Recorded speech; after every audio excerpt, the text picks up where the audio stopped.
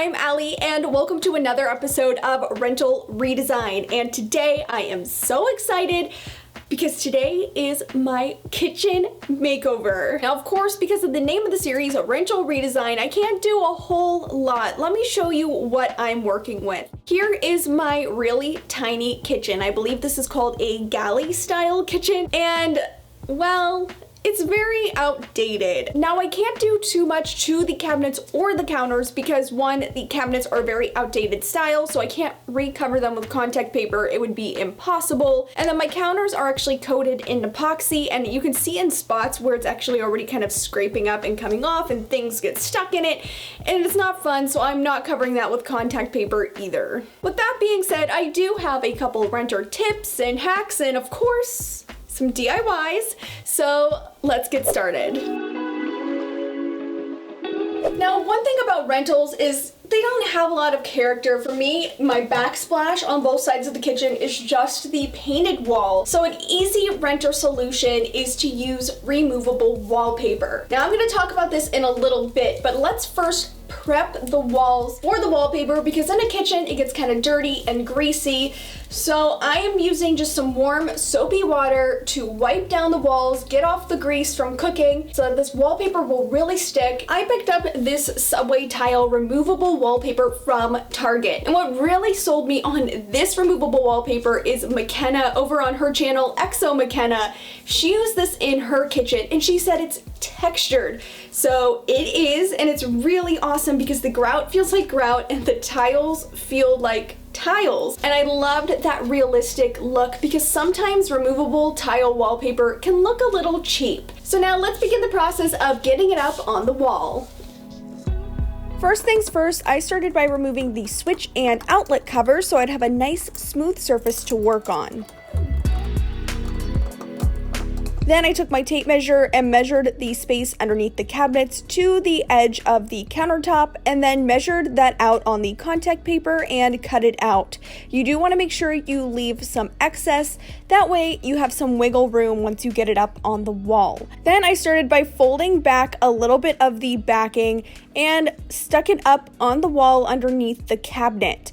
I began pulling down the backing very slowly and even brought in my level just to make sure that this was going on nice and straight. And then I just really slowly began removing the backing, using my hand to press it down onto the wall.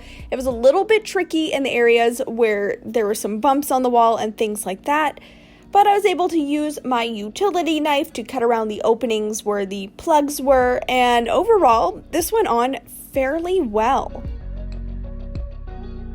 Once I got to the bottom where the wallpaper met the countertop, I used my utility knife to cut a nice clean line, and as you see here, I wanted it so that my tile perfectly lined up with that line and my measurements worked out exactly. Then I just repeated that same process to cover all of the walls underneath my counter, making sure that I cut the contact paper to match up the pattern so that the brick pattern kind of followed itself all the way around the kitchen. Okay, so I'll admit, the wallpaper is not my best work. My walls were very much not smooth, and I didn't realize that until I wanted to recover them. But, you know, I think it looks better than it did before. It adds a little character, so I'm happy with that. Now, another fun little rental upgrade that you can do is the hardware on the cabinets and drawers. I personally hate this hardware, so I picked out something a little bit more sleek and a little bit more neutral that won't stand out on these cabinet doors. And just make sure if you do change out the hardware to keep everything together and so it's ready to be put back up when it's time to move out.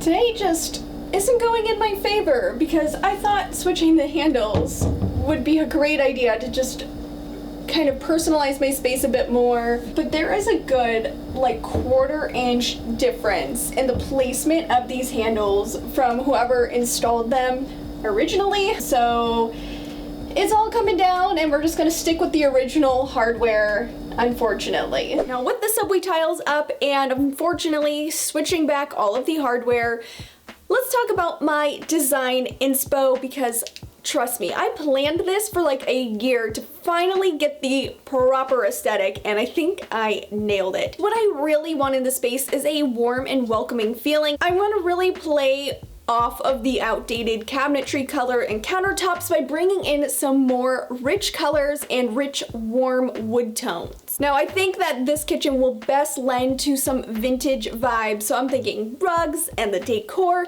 and the color palette are really gonna play at that kind of vintage look that is super popular right now. Now I find the best way to start building a space is with the rug. As you saw in the before clips, I currently have this navy blue rug. It was super cheap, just got it for my last apartment, brought it here with me. That one has to go. And now let me show you this brand new rug. Isn't it gorgeous? Now, I got it for $20 at Marshall's. I figure it doesn't need to be super expensive or fancy since I'm cooking, and those colors, that design, guys, this completely made the space. Time for a quick DIY right here. I picked up this shelf really inexpensively at Hobby Lobby, but the color was looking a little bit more farmhouse for my taste. So I took a can of Minwax Poly Shades, which is basically stain and polyurethane mixed in, and you don't have to sand or anything like that. You just apply it right on to whatever you're doing and you get a whole new color. And I did 2 coats of this, letting it completely dry in between. So my little shelf is dry. I think it looks a lot better now that it is more of a warm brown tone. I think it's gonna look really great up on the wall underneath my stove. So let's get this hung up. So what I'm gonna try is a tip that I had seen where you take painter's tape. I'm gonna kind of line this tape up right at the top of the shelf using that straight line that the shelf gives. Then I'm gonna take my Sharpie and mark where to put the screws. I don't want it too low, but I don't want it like too high. I'm almost thinking like a right here-ish, and then we'll find the middle there.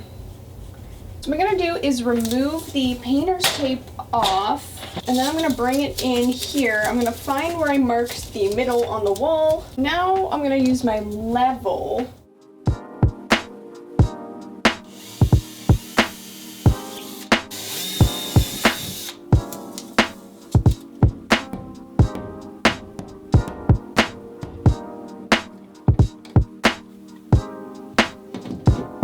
And the moment of truth.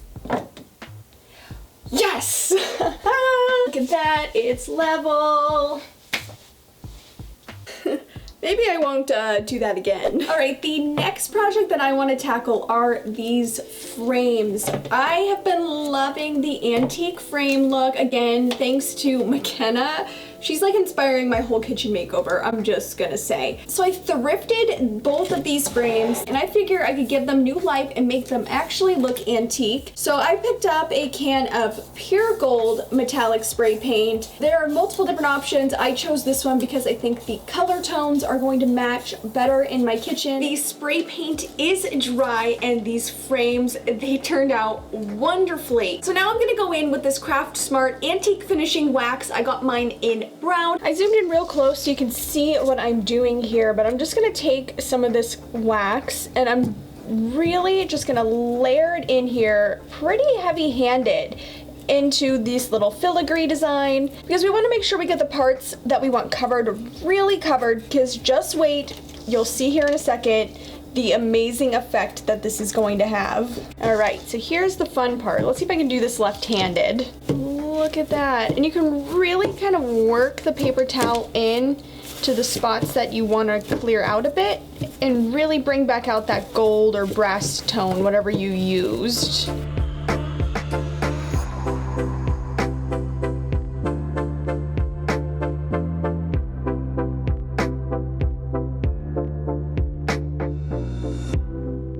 These 2 pieces of scrapbook paper at the craft store, and I thought it would be so pretty hanging up on the wall because the colors match with the rug perfectly.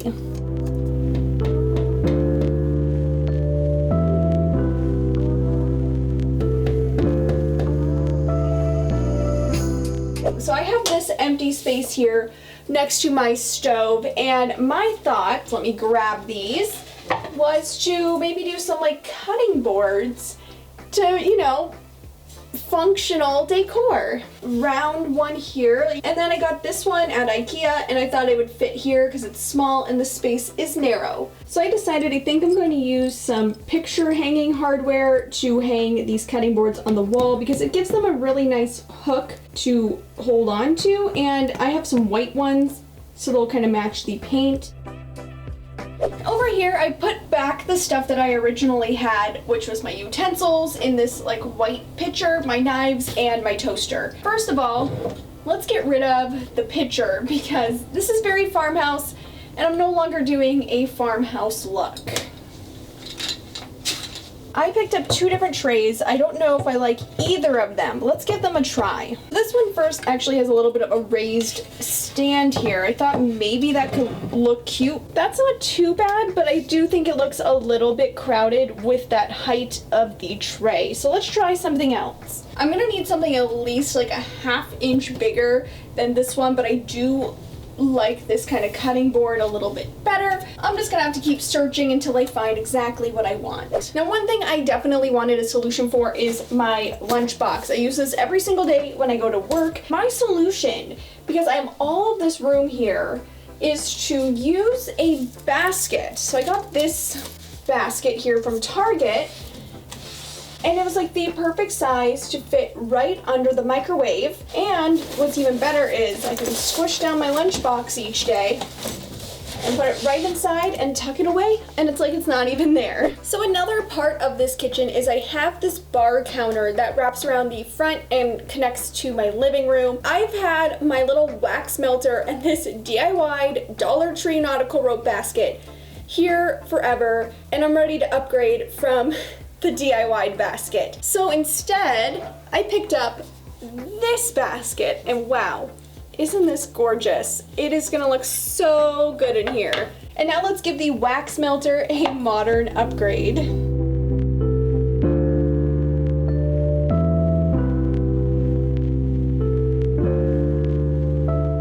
Now it's time for the final touches. I started by putting this black wire basket on the top of my fridge. I figured it could double as some storage for some of my cookbooks and food magazines. And then of course I have to decorate it. So there goes that original jute twine basket. And then I added in a plant with a faux pothos plant in it. Over on the shelf above my oven, I added these new salt and pepper shakers. And then as a little extra detail, I have this wood mortar and pestle. I just thought it kind of matched the vibe I was going for in the kitchen. And finally, I added a small little faux plant. I switched out my like ugly red kitchen towel for this new one, and I wanted it just kind of nice and sloppy and effortless looking on the handle of the oven. Over on the side of the fridge, I've been using these Dollar Tree magnetic hooks to hold my oven mitt and pot holder, and it works super great, and so I just switched it out for something more in my color palette. I added my orange teapot back onto the stove, which now really matches the space. And over here, to kind of hide one of these outlets, I placed a trivet and this little fern plant. And finally, I switched out my dish soap for a much cuter glass dispenser. And now, of course, is the best moment of the entire video, the final reveal, and I'm going to show you my mini kitchen makeover in 3, 2, 1.